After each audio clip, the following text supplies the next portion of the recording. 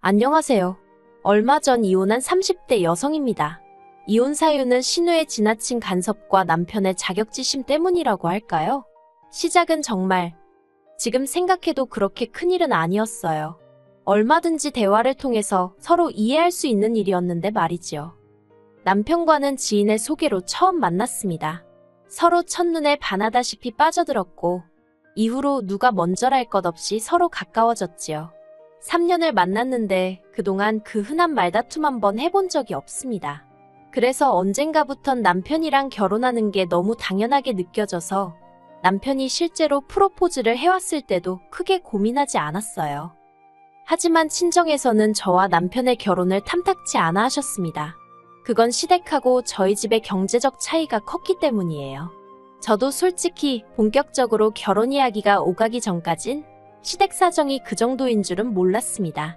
당시 아버님은 제법 이름난 회사에 다니고 계셨고 신우는 신우대로 미국에서 자리 잡고 생활하고 있는 줄만 알았거든요. 그런데 알고 보니 다시 생각해도 한숨만 나오네요. 어머님이 아버님하고 상의도 없이 주식이다 땅이다 뭐 여러 가지에 투자를 많이 하셨더라고요. 그런데 결론부터 이야기하자면 수익은 고사하고 사기를 당하기도 몇 번, 빚을 잔뜩 만들어 두셨다가 도저히 당신 선에서 어떻게 할 수가 없으니 그제서야 아버님께 털어놓았던 모양이에요.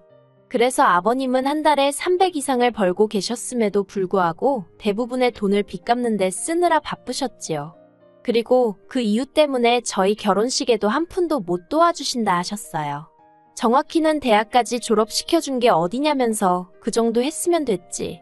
이제 지주와서 하는 결혼까지 내가 돈을 내줘야 하냐? 라고 하셨다고요. 그래도 결국 자식 이기는 부모 없다고 막판에 간신히 3천만 원 정도는 도움을 받았습니다. 반면에 친정에서는 제 명의로 된 아파트를 꼭 해주고 싶다 하셨어요. 하지만 친정 부모님이 경제적으로 여유가 있으셨긴 해도 현금을 쌓아놓고 사는 재벌은 아니었기에 그렇게 큰 부담을 드리고 싶진 않더라고요. 그래서 친정아버지께 그냥 시댁에서 해주는 만큼만 똑같이 해달라고 부탁드렸습니다. 그런데 막상 양가로부터 6천을 지원받고 거기에 남편과 제가 모은 돈을 합했는데도 서울에 있는 30년 된 아파트 하나도 장만하기가 쉬운 일이 아니더라고요. 그래서 어쩔 수 없이 대출을 1억 정도 받았습니다. 그리고는 집들이는 아니었지만 어쨌든 이런 집을 샀습니다라는 의미로 양가 어른들을 모시고 계약하게 된 집을 보여드렸는데 친정과 시댁이 이래서 다르다고 하는 건가 싶을 정도로 판이하게 다른 반응을 보이시대요. 시부모님께선 그저 당신 아들 집이라며 집 좋다는 소리만 몇 번이고 하신 반면에 친정부모님은 다 쓰러지게 생겼다며 여기서 어떻게 애 낳고 살려고 그러냐고 저희를 무척 안쓰러워 하셨거든요. 그리고는 이내 친정아버지께서 빚을 갚아주겠다 하셨다가 급기야 이 결혼을 꼭 해야겠냐대요. 아무튼 그때 남편에게 티는 내지 않았지만 친정부모님이 차라리 결혼하지 말란 소리까지 하셨던지라 저 혼자 마음고생을 많이 했었네요. 그래도 자식 이기는 부모 없다고 결국 저는 남편과 부부의 연을 맺게 되었습니다. 그런데 막상 결혼식을 올리고 나니까 왜 사람들이 돈이 무섭다 돈이 웬수다 그런 소리를 하는지 이해가 좀 되대요. 솔직히 부끄러운 이야기이긴 하지만 결혼 전에는 제가 받는 월급만으로 충분히 한 달을 꾸려나가고도 남았거든요. 돈도 어느 정도 모아가면서 말이에요. 그런데 어째서인지 결혼 이후로는 맞벌이임에도 불구하고 아가씨일 때보다 돈에 더 쪼들리는 느낌이었습니다. 그래서 오죽하면 제가 가계부를 다 적어봤네요. 그리고 그렇게 해서 제가 찾아낸 원인은 바로 남편의 적어도 너무 적은 월급이었어요. 가지고 오는 건 200 남짓이었는데 거기서 남편 용돈에 시댁 용돈까지 빼고 나면 100만 원도 채 남지 않았고 치사하다 소리 나올까봐 말은 안 했지만 따지고 보면 제가 오히려 돈을 벌어서 남편한테 보태주고 있는 거나 마찬가지더라니까요. 한편 그런 와중에 아버님의 환갑이 2달 앞으로 다가왔을 때였습니다. 미국에 사는 신우로부터 연락이 왔더라고요. 결혼식 당일날 잠깐 보긴 했지만 사실 가끔 용건이 있어서 통화를 한다던가 문자를 하는 정도였지 뜬금없이 연락을 주고받는 사이는 아니었거든요. 그래서 신우의 연락이 싫은 건 아니었지만 그렇게 딱히 반가운 것도 아니었어요. 아무튼 제가 전화를 받으니 신우가 곧 아버지 환갑인 건 알고 있냐면서 뭐 어떻게 해드릴 건지 자기한테 얘기를 해보랍니다. 자기가 괜찮은지 어떤지 한번 들어봐야겠다나요? 사실 같은 말이라도 평소에 저와 잘 지내던 사람이었다면 저도 굳이 고깝게 듣진 않았을 거예요. 하지만 문제는 신우가 평소에도 말하는 투가 뭐랄까? 상대방 속을 은근히 긁어놓는다고 해야 할까요? 빈정거리고 비아냥거리기 일쑤였지요. 말끝마다 내가 너네 그럴 줄 알았다. 실망이다. 제대로 알고 한 거 맞냐? 다시 생각해도 정말 짜증나는 화법이에요. 그리고 신우는 저희 부부보다 일찍 결혼해서 미국에서 살고 있었는데 아이 계획이 없어서 그런지 돈만 생기면 어디에라도 족족 써버리는 시기였습니다. 그렇다 보니 시부모님한테 선물도 자주 해드리는 더없이 좋은 딸이긴 했지요. 하지만 문제는 신우가 저나 저희 남편도 자기처럼 시부모님에게 물질적으로 잘해드리기를 강요했다는 거예요. 병원에 모시고 가서 보톡스라도 놔드리라.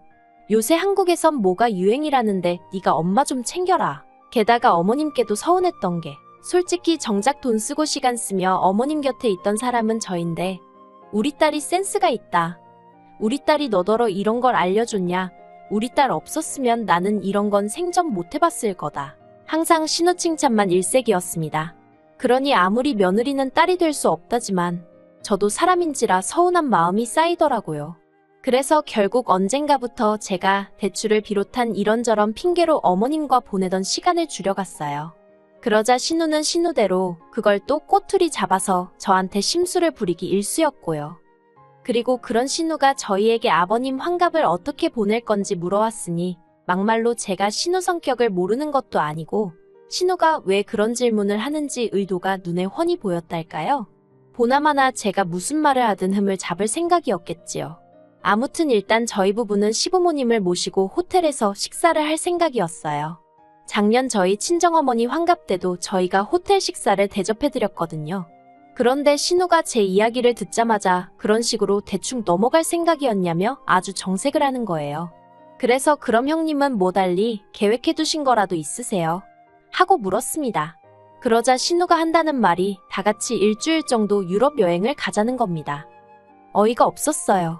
신우나 신우 남편이야 본인들 말로는 자유로운 영혼이라서 유럽 가고 싶으면 유럽 가고 뭐 그렇게 사는 게 가능했는지 몰라도 저나 남편은 평범한 직장인들이었는데 일주일이나 갑자기 어떻게 휴가를 내나요?